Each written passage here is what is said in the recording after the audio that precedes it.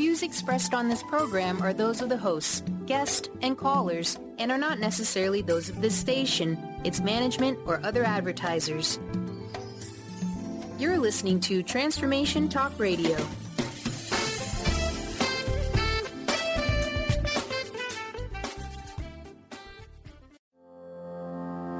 Are you ready to stop stress, anxiety, and low self-esteem from running your life? Join award-winning author Dr. Friedemann Schaub from Empowerment Radio as he addresses some of the most prevailing challenges in our day-to-day lives. Find out how you can use the power of your mind to overcome self-sabotaging patterns and build a solid foundation of confidence and self-respect. Learn cutting-edge tools and approach every day with great ease, joy, and purpose. This is the time to empower yourself. Now, here's your host, Dr. Friedemann Schaub. Always says this so nice. It's just wonderful. Gets me juiced up. So welcome to Empowerment Radio. I'm your host, Dr. Friedemann Schaub, how she says it. And if you want to find out more about me, my work, go to the Fear and Anxiety Solution. You can learn more about my book, my individual sessions, seminars I'm offering, CDs I have, thefearandanxietysolution.com. I say this at the beginning because often I forget it during the show, so just to let you know. Now, every third Wednesday of the month, I have the pleasure to invite one of the amazing guests that I always admire, look up to, learn so much from onto the show. And this is also the case today. Now, the show Empowerment Radio, this program is about living in a self-empowered way. It's about creating a foundation of confidence, self-worth, joy, and living from purpose. But then there are certain topics that we all know that for many just feel very disempowering just by thinking about them. So just notice what happens inside of you when you hear the words money, success, business, selling, competition, cold calls, asking for a raise. What happens when you think about those words? Are these words that bring you into excitement, motivation, or are these topics that you usually rather avoid because you don't really feel that confident about them? Or maybe you just don't know really how to think about them, and so you just push them aside. For many, money especially brings up anxiety, stress, insecurity, a sense of unworthiness, and this is certainly something women struggle with, but also men. And this is a topic that we cannot ignore because money is all around us. It's just one of those ever-prevailing energies in the world. And we have to wrap our mind around it. And we have to get a closer and more positive and certainly more empowering relationship with money than you may have had in the past. So today I have invited an expert who just knows so much about wealth, money, finances, and her name is Chellie Campbell. Some of you may know her. She's the author of The Wealthy Spirit, Zero to Zillionaire, and From Worry to Wealthy. She is one of the Happy 100 in Marcy Shimoff's bestseller, Happy for No Reason, and she contributed stories to several of Jack Canfield's books. She was voted Most Inspirational Speaker by Women in Management, Speaker of the Year by the Association of Women Entrepreneurs, and Rotarian of the Year by the Pacific Palisades Rotary Club.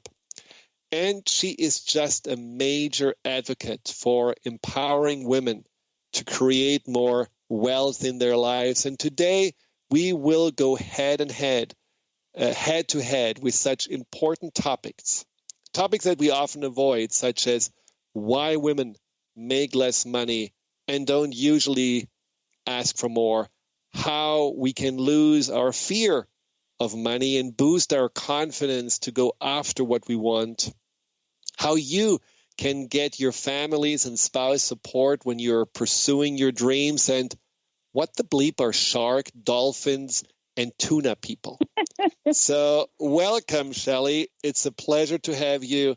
And, let's just start right with the first question, which I really has as a burning question. I know on the show there are many men listening as well. Now, should they just turn off the radio because your book and your message is more about women, or do you feel men can also learn something about money? Oh, I started teaching men about money back in the day. I mean, I've been teaching my financial stress reduction class since 1990, so it's been a long time. And I've always had men. My latest book, From Worried to Wealthy, A Woman's Guide to Financial Success Without the Stress, I wrote especially for women because women have special issues. But women are married to men, and it would be really helpful, or sometimes women are married to women and men are married to men. But, you know, we all have to understand each other. So women need to know how men think about money, and women need to know, and men need to know how women think about it too. So I even have a chapter called Spousal Support in this new book. And it's not the kind you get when you get divorced, but the kind that if you get it, you don't get divorced. So it's about men and women talking about money. Well, and that's something we definitely want to talk more about, how to get your spouse on your side. And I'm glad that you're saying this, because when I read your book, which is a fabulous book, I have to say that I was very much learning a lot just by, starting with the first few pages already, because there is something about the insights and the wisdom that you're sharing that really addresses all of us, and that I think we all can benefit from. And one of the things that I loved right at the beginning is that you're talking about the old paradigm of business, where it's all about winning and having more than the competition and being number one. And I paraphrase what you were writing: when nobody is satisfied unless you're number one, everyone is working too hard. I rather play everybody wins and is happy. I mean, that is a big shift in paradigm, in the business paradigm, in the consciousness around business. Do you think this is already happening, or are we still having to wait for that? Oh, no, the revolution is on. I mean, that's why Bernie Sanders is attracting so much attention and getting such big crowds, is he's really hitting it. And this has been growing and happening for a long time, where business has been... There's a new book out called Makers and Takers, by a woman who is an assistant managing editor of Time magazine, and I've just recently read about it. And she's talking about how business has become financial business. It's not business of making things and selling products. Business has become about moving stock and stock trades, and the rich keep getting richer, and that's why we have the 1% now, because all they're concerned about is they're playing the game of who's number one with other billionaires. Right. All the billionaires are playing that game, so they can't ever share, because then they'll be number 2 or number 10, and that's not okay with them. That's that old paradigm, and the rest of us are going, wait a minute. We're all on the planet. That's a zero-sum game, because one guy is going to have all the money. And then what? Everybody's going to starve to death? Who are they going to sell to? Right. I mean, this is, I'm glad that you're saying this, that there is already a transformation, a change on the way. But it is still curious that with Bernie Sanders, who may represent that other paradigm, and Donald Trump, who is more maybe representing the old paradigm, there is really two forces right now going head to head, and I'm just wondering, totally polarized. when we come back, maybe we can talk about why people are still believing more in the old paradigm and why this idea of you are a billionaire, that means you can be trusted, why that is in some ways still valid for so many of us. After the break, when we come back, if you have any questions for Chellie Campbell or for me, just call 888-418-6890. Again, that's 888-418-6890, or use the question box on the Transformation Talk Radio website. And in a moment, we'll come back.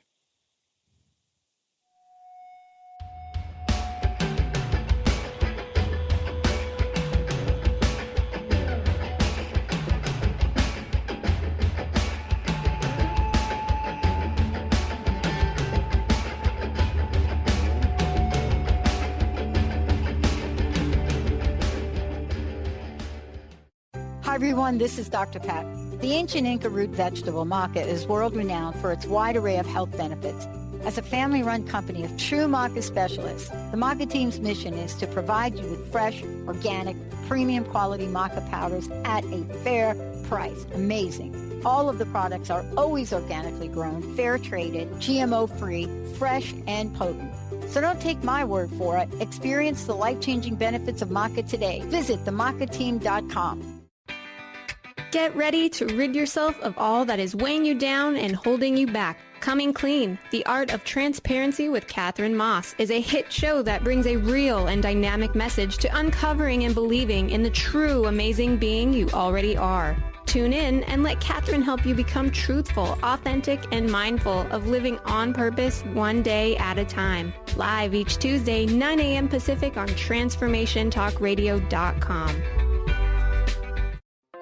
Naturopathic doctor, founder of the Martha's Vineyard Holistic Retreat, and author of the New York Times bestseller 21 Pounds in 21 Days, Dr. Ronnie DeLuce has helped tens of thousands of people, including celebrities and athletes, with her message of lifestyle change. Now Dr. Ronnie DeLuce wants to help you. You too can be saved. Email Dr. Ronnie DeLuce at info@ronniedeluceonradio.com and visit mtheholisticretreat.com. Dr. Ronnie DeLuce, your partner in wellness. Almost everyone at some time in their lives ask themselves, what am I? Most of our questions are ego-generated and simply don't address the problem of our false self. It's time to relax your ego and embody your soul. Dr. Dan Cohen, neurologist, inventor, and author, has created tools to awaken, a new way to transform from who you thought you were into what you truly are. Visit toolstoawaken.com today. If you're one of the millions of Americans suffering from anxiety, you probably know how powerless and out of control this emotion can make you feel. This is why it is so important to remember that anxiety is created by your mind, which means that you can learn to use your mind to uncreate it. Hello, my name is Dr. Friedemann Schaub. My award-winning book, The Fear and Anxiety Solution, provides you with a step-by-step breakthrough process to understand and resolve the root causes of your anxiety and build a solid foundation of confidence and inner peace. If you are ready to take your power back, visit thefearandanxietysolution.com. Order your copy of Dr. Friedemann Schaub's The Fear and Anxiety Solution today. Visit thefearandanxietysolution.com for more information.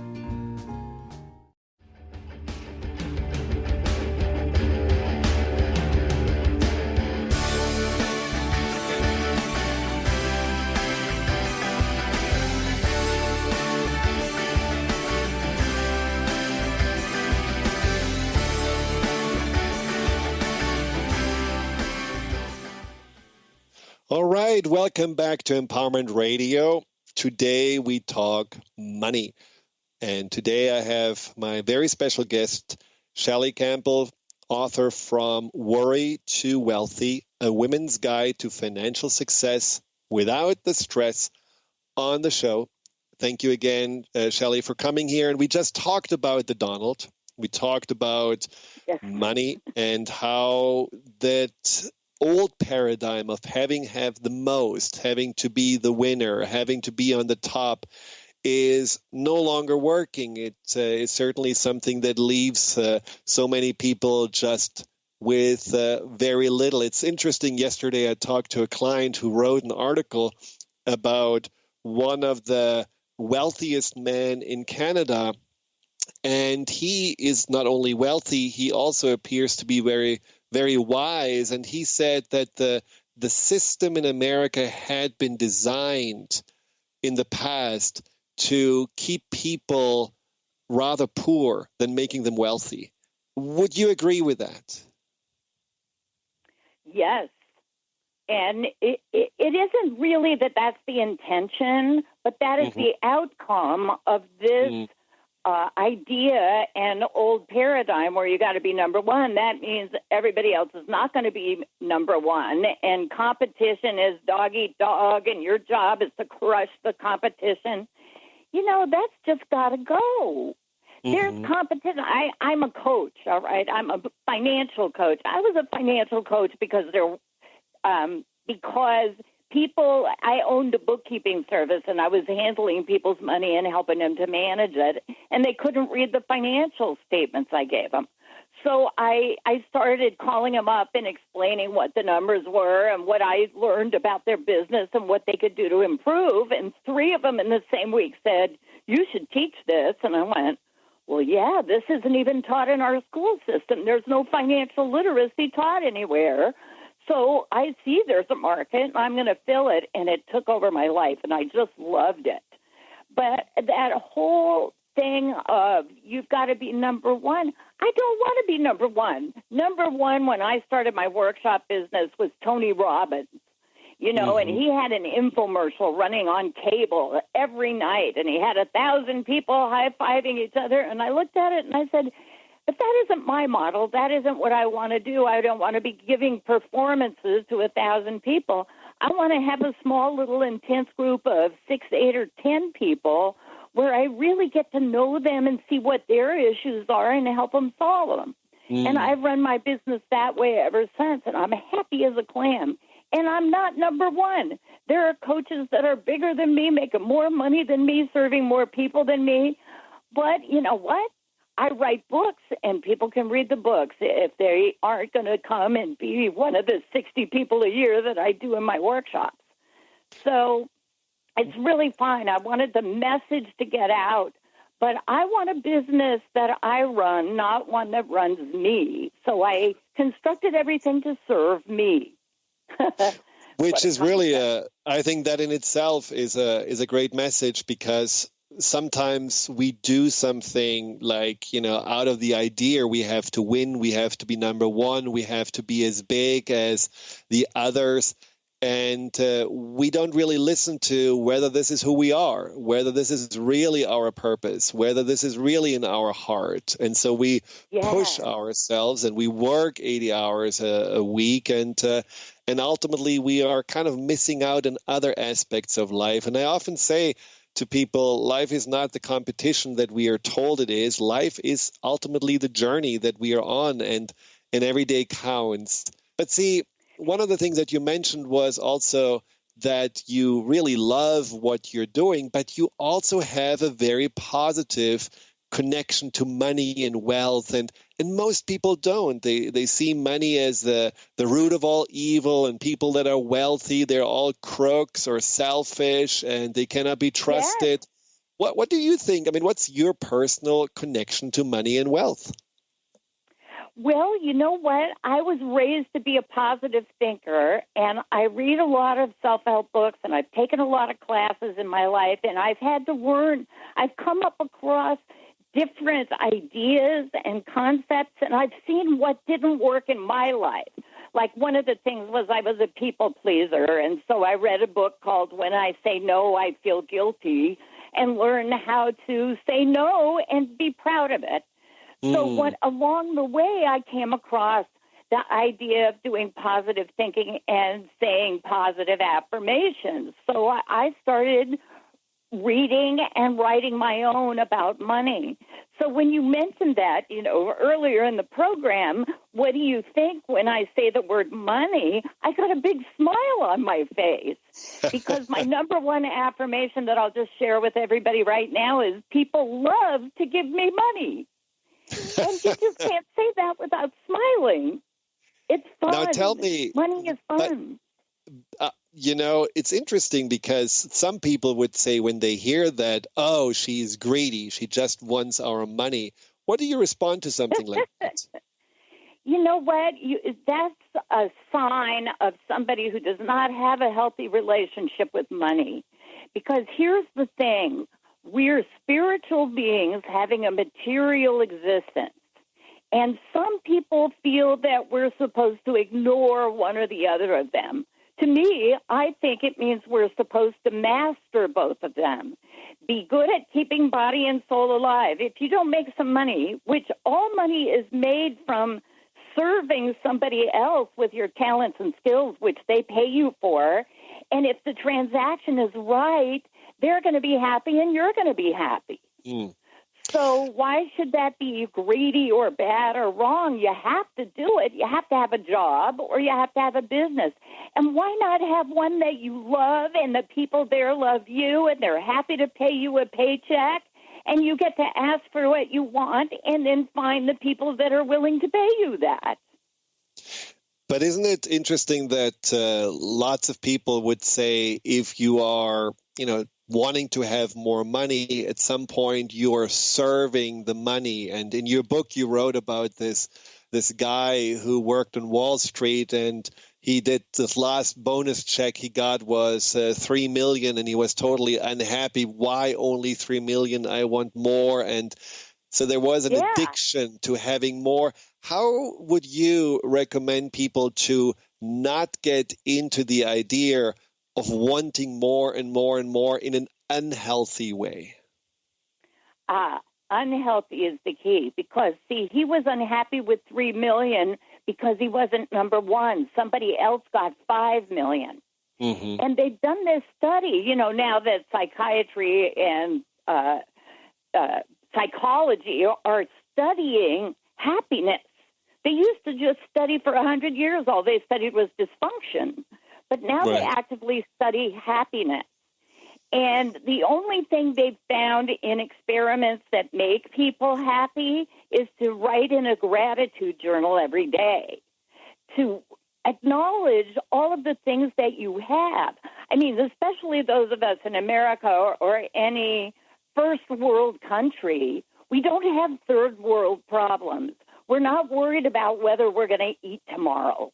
We're not worried about if there's a job available or if we go down to the grocery store, if there's anything in it, and how long will the line be that you wait to get into the grocery store. We don't have any of that.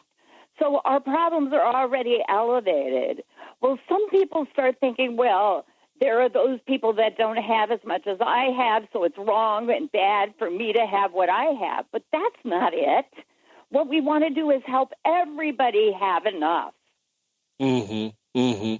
And it's also true, certainly, when you have enough and you feel fulfilled, whether it's with money, whether it's with energy, whether it's with happiness, you have much more to share.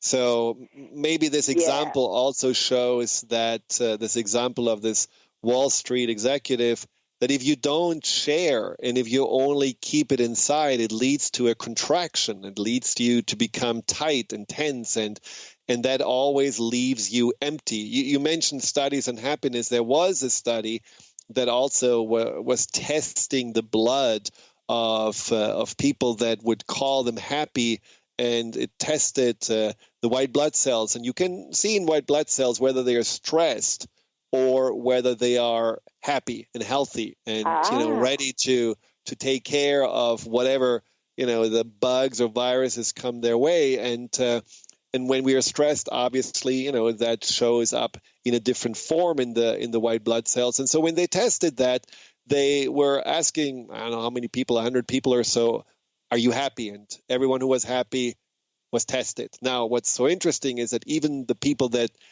declared themselves happy because, they had all the money they wanted. They had nice cars. They were traveling. They were only drinking the finest wines and so on.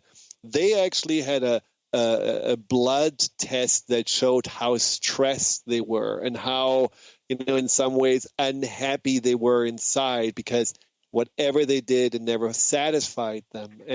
And those people that declared themselves happy because they were of service, they were a part of community, they felt like they were on purpose, they had blood cells that showed, a lot of vigor and a lot of energy and positivity. So happiness is certainly also something that's very relative, but the blood cells don't lie, and they showed that when we do use money to make other people's lives better, when we are sharing, when we are contributing, and not just tightly holding on to it, it certainly leads to a much deeper and more profound sense of happiness than when we are just wanting to have more and the next experience and the next thing to buy. And so, okay, but I want to say something here. It yes. is possible to have both things, to be happy and to be rich. It depends on how fulfilled you feel about serving others. If you're not serving others, I find it really difficult to be happy. Happy in a fulfilled sense of purpose on the planet, that you believe that you're here for a reason, and you see the results when you help somebody else. So there has to be an equal position. The Buddhist way is always talking about the middle way, the middle path, where, yes, you can be rich and you can be happy and you can be joyful and you can do a lot of giving. Somebody once heard me talking and said, but what about the poor and starving? And I said, well, you don't help them by being one of them. That's right. That's absolutely right. You can't give all of the most spiritual people in life, I think, should have the most money, because they're going to be donating and giving, and it doesn't mean that they can't spend on having a nice vacation or having a nice car. See, this is one thing I'd like to emphasize, is that you need to start getting really happy about the money that you spend, because you're spending it on something that you appreciate, value, and desire. And when you get it, you should be happy about it. For example, if you get unhappy and miserable about paying the light bill, then live in the dark. Try that for a while, and then maybe you'll get happy about paying the light bill. But people come from that fear place all the time because they haven't trained themselves to think positively about money. And when you think positively about money, you begin to see that you have control over the flow of it, that it's related to the work that you do, which is serving others, and you get paid, and now you're going to manage your budget, which I say budget stands for baby, you deserve getting everything.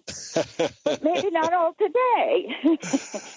Well, Chellie, that is very wise. And when we come back, we're going to talk about something that I know you are passionate about, which is why are women struggling more with money, and especially also more with the fear of ending up like a bag lady, which in a study, I think 50% of the women admitted to. So let's talk about this when we come back. And again, if you have questions, call in 888-418-6890 or use the question and answer or the question box on the website of Transformation Talk Radio.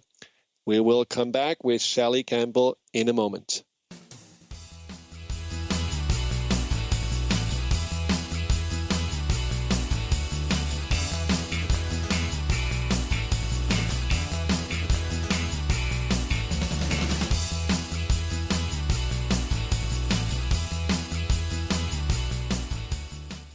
Tune in to The Jen Royster Show, intuitive guidance to inspire your life, each Thursday at 8 a.m. Pacific and 11 a.m. Eastern on TransformationTalkRadio.com. This amazing show is an inspirational hour that will take you on an epic metaphysical journey to discover the spiritual approach to life's greatest challenges. Dr. Jen is an internationally known intuitive counselor, spiritual teacher, and energy healer. Call in for intuitive readings and visit JenRoyster.com for more information. Are you ready to stop stress, anxiety, and low self-esteem from running your life? Join award-winning author Dr. Friedemann Schaub for Empowerment Radio and learn breakthrough solutions to switch out of survival mode and approach every day with great ease, joy, and purpose. Tune in the first and third Wednesday at 11 a.m. Pacific to Empowerment Radio with host Dr. Friedemann Schaub on Transformation Talk Radio. Visit thefearandanxietysolution.com to learn more. Are you ready for a game changer? Sarah Westall is bringing you Business Game Changers Radio. Sarah brings you leading experts, visionaries, and newsmakers who provide the best commentary on big issues and cutting-edge innovations. Sarah's 20 years as a business executive will help you think like an entrepreneur with expertise, energy, and attitude. Tune in to Business Game Changers Mondays at noon Pacific, 3 Eastern on TransformationTalkRadio.com. There are so many resources out there for meditation. But did you know that Atana's Heart Earth Healing Meditation is available for you for free? Yes, that's right.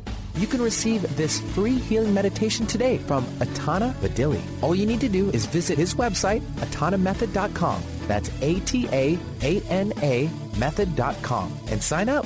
You will receive your free meditation instantly. That's atanamethod.com. If you're one of the millions of Americans suffering from anxiety, you probably know how powerless and out of control this emotion can make you feel. This is why it is so important to remember that anxiety is created by your mind, which means that you can learn to use your mind to uncreate it. Hello, my name is Dr. Friedemann Schaub. My award-winning book, The Fear and Anxiety Solution, provides you with a step-by-step breakthrough process to understand and resolve the root causes of your anxiety and build a solid foundation of confidence and inner peace.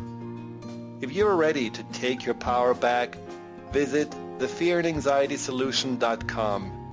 Order your copy of Dr. Friedemann Schaub's The Fear and Anxiety Solution today. Visit thefearandanxietysolution.com for more information.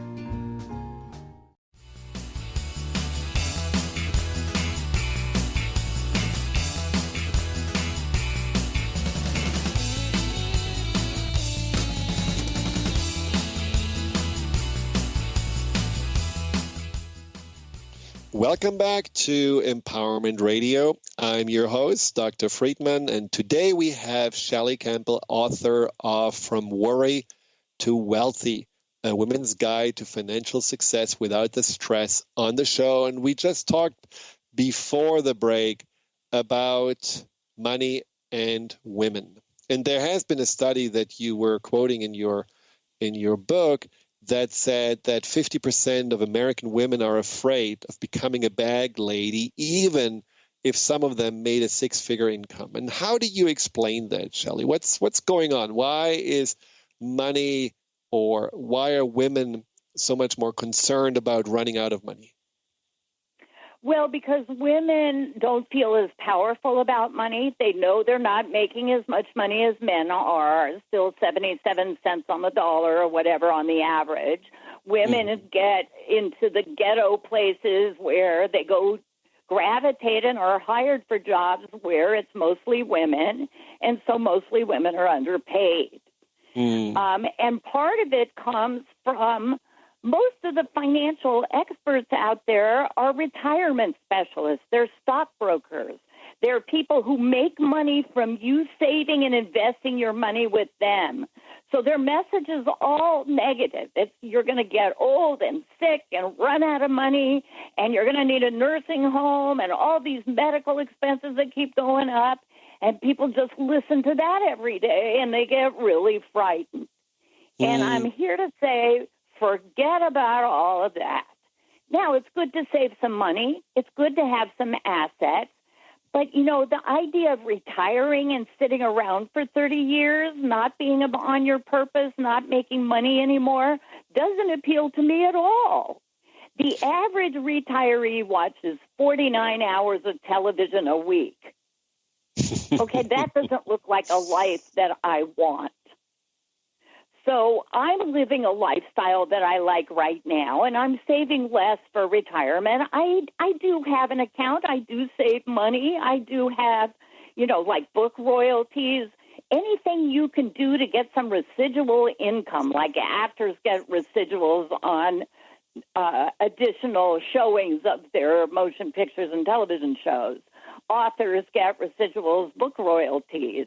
There's all kinds of things that you can build in. But not everybody can be an author, and not everybody has this passion about what they have been doing.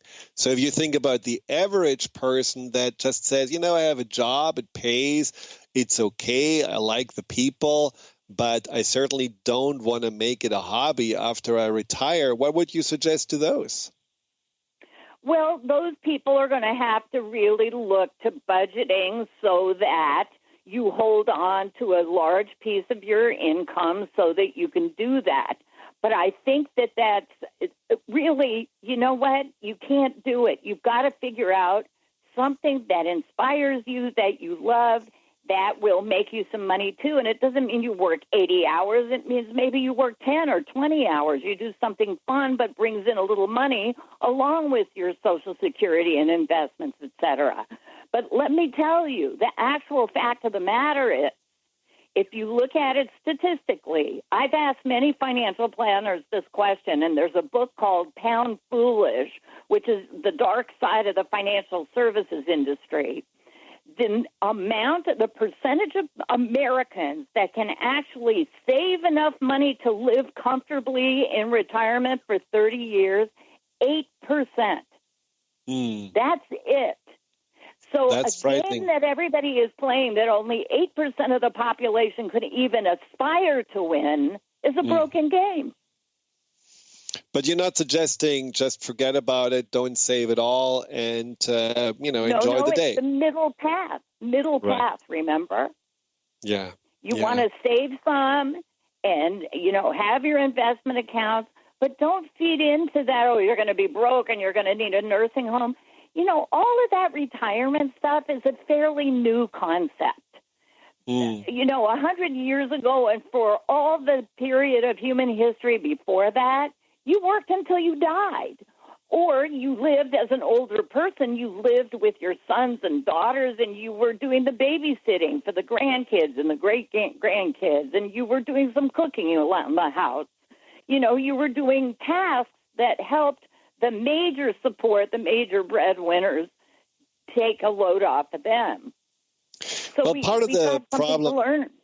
Yeah, and I think part of the problem is that just like we talked about, that the connection or the association with money for most of us is rather negative, and often wealth is frowned upon.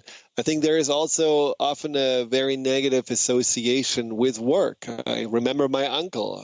He had a good job as an engineer, but even in his mid-50s or early 50s, he started to talk about that he can't wait and for retirement. He doesn't want to work forever. And so he was really, in many ways rejecting and in resistance to his work, which ultimately I don't think was very healthy for him, because when he was 59, he died.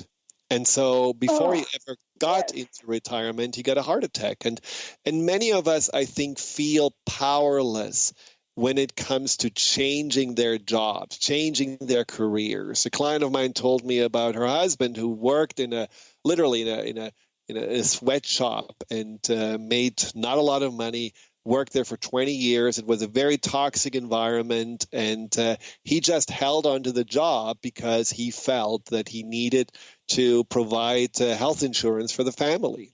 And that is kind of a reality for many that feel, I need just to provide for the family, and I don't have that courage, that confidence to look for something else. What would you advise for people like that? All of these things are fear-based decisions. That's what you're describing to me, is people who are afraid, who go, Definitely. well, I have this, I better hold on to it, I'll at least make a living, and then maybe I can have fun when I'm 65, and then they die before they ever get. I read this statistic years ago. 29% of the American public dies before 65. That's almost a third. Mm-hmm. After retiring at age 65, a third of those people are dead within 2 years. Mm. You know, this lie that everybody's going to live to 100, it's not true. The percentage of the population that's over 95 is 0.01. Yeah. Okay? So to me, I looked at all of that, and I had friends who died young in a plane crash or a car crash, or they got sick or whatever, and I went, I'm not going to wait to enjoy my life. I'm going to enjoy it now. And I have confidence in my ability to create an income. And when you have that, and that you have to win, that's study, that's education, that's learning, that's taking risks, that's going for your dream, that's figuring out what your dream is and finding a way to have it. And everybody who really goes for it can get it. That doesn't mean that you won't have problems or you won't have failures. I've had a million failures along the way. That's part of life, too. But and it's I think okay, because you're having adventures. That brings up a topic that I think is especially true also for women that have been sacrificing themselves for the family, that have been taking just, not very well-paying jobs to have a little bit additional income, but also needing to take care of the kids and the household. And then at some point the kids are out of the house and they wonder, so now what? I'm 45 years old and I don't really have a career. I don't really have a sense of purpose. And often they fall certainly into a sense of worthlessness and in a sense of, what am I here for anyhow? And what you're saying is very important, that it will need, for those women it's important for those women also to find the courage and find that motivation inside to go for what they want and not let their fear and their insecurity stop them. Yeah, and they don't have to figure it out alone. This is one of the major problems with women. Women think they ought to know how to do it themselves, and if they don't, their cause is lost.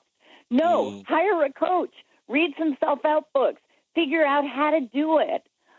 There's a wonderful book called Zen and the Art of Making a Living that's creativity filled. You can just figure something out. Nobody taught me how to do financial stress reduction workshops. I made it up. We're all graduates of MSU, make stuff up, okay? So I just made it up, but I always wanted to be happy in my work. I always wanted to do something that was fun. And I had a number of jobs that I just had to pay the rent with while I was trying to make it as an actress. And that didn't happen, but it was really good training. And I fell into a bookkeeping job and then kept getting promoted. But let me give everybody courage if you're an older person. I didn't start teaching my workshops until I was 42. My first book I started writing when I was 50. It was released by my publisher when I was 54. My second book when I was 58. And this From Worry to Wealthy book that was just released out last year was when I was 67. I'm turning 68 next month. And do I sound done to you? No, certainly not.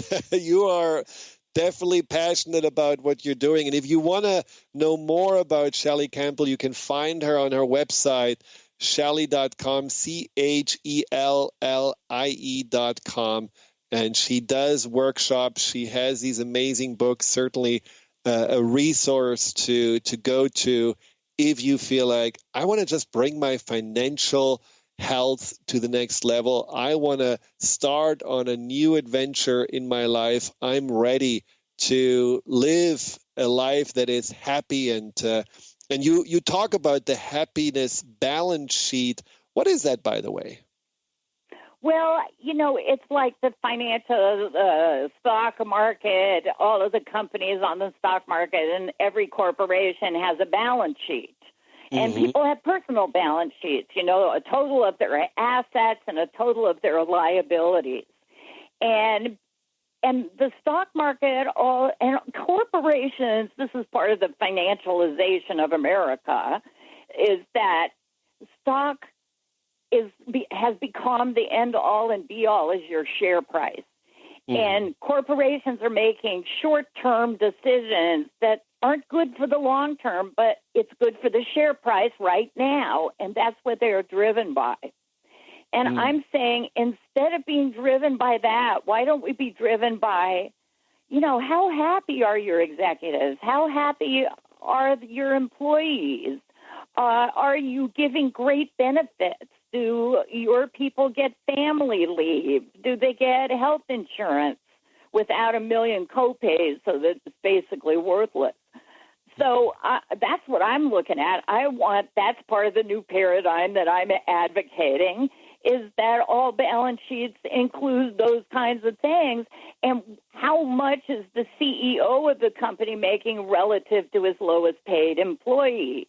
Because it's astronomical now, and it used to be just 100 times whatever the lowest person was. There was more equality, and it's just gotten, this whole divide. It's just frightening and wrong, and that's where revolutions happen. I'm just going to say it. The French Revolution happened because all the wealth was with the aristocracy, and the common people couldn't buy bread. There was a famine.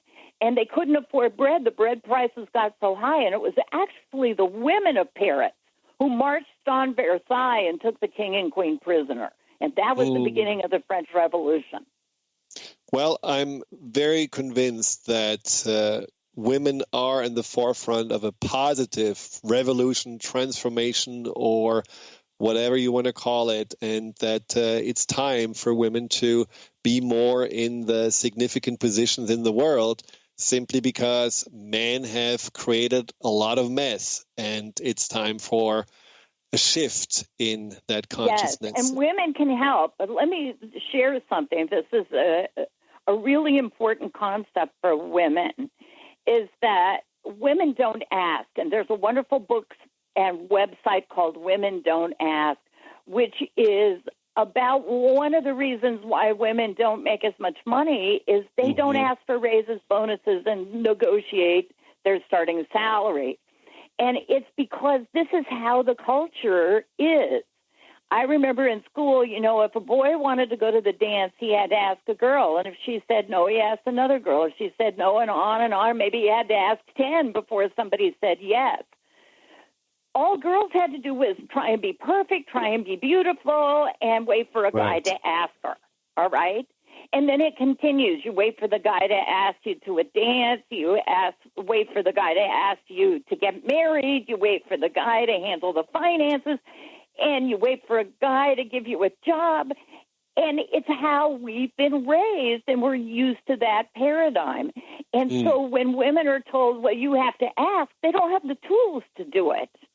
Right. And so they haven't gotten used to rejection. The guy has been through a million rejections, so if he asks for more money and he gets rejected, he just goes next. Yeah. Well, it's not only that rejection, because I remember several clients that told me about the problem with asking, and this was specifically about relationship, was also when I have to ask, for example, my spouse or my boss, or it felt to them almost degrading. It felt to them like, oh, I'm not really worthy to be supported. I'm not really worthy to be paid for. I'm not really worthy to be taken out. I have to do it myself. So it felt like they were lowering themselves and not realizing this is actually empowering. When you're able to ask, or when you're able to pay for yourself, or when you're able to do it without having to ask, simply because you have your own means, then you're truly empowered. And they never had thought about this because their grandmothers gave it to their mothers to their daughters. It just kept on going, this idea of women have to be like this, men have to be like that. And there's certainly an inequality that has also created that problem with women not being willing to ask for what they want or not to go for what they want. And you also in your book wrote about that women often have a hard time to broker a deal or to just bargain because there is also something that they are not really comfortable with or used to. Well, and they're afraid that if they ask for more money, for example, that it's going to interfere with the relationship, that the person won't like them, that it's a personal decision rather than a business decision.